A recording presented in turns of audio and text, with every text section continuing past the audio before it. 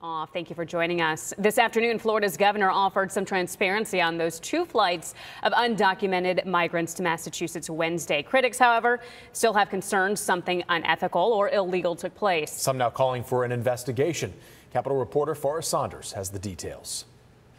After 2 days of unanswered questions about the flights, Governor DeSantis finally offered up some crucial clarity on how and why they happened and attacked the president while he did it.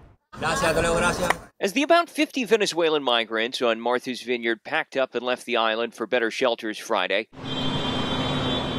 the man behind their flights north again defended his action.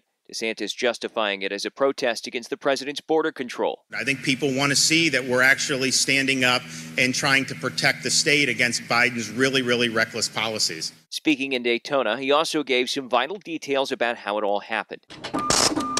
Using a $12 million pot lawmakers approved in this year's massive state budget, the Republicans said Florida has people on the ground in Texas. They're identifying those interested in heading to the Sunshine State and offering free transport to sanctuary jurisdictions instead.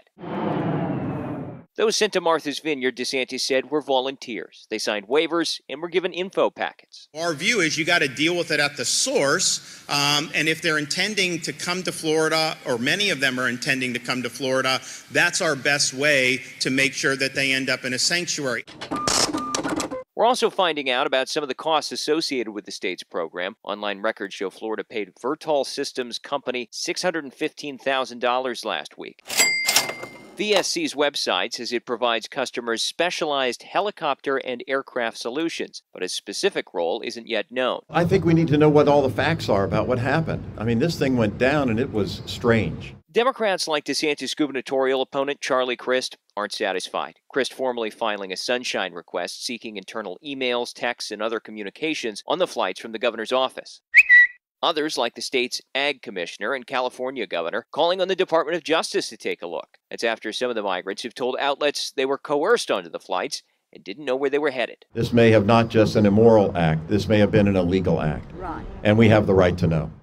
Now, there's also a very crucial question of whether these flights follow the funding rules that were laid out by the legislature. The language says the migrants need to be from Florida. And while the flights made a stop here in the Sunshine State, they originated from Texas. Nevertheless, DeSantis says to expect more flights as well as buses in the future.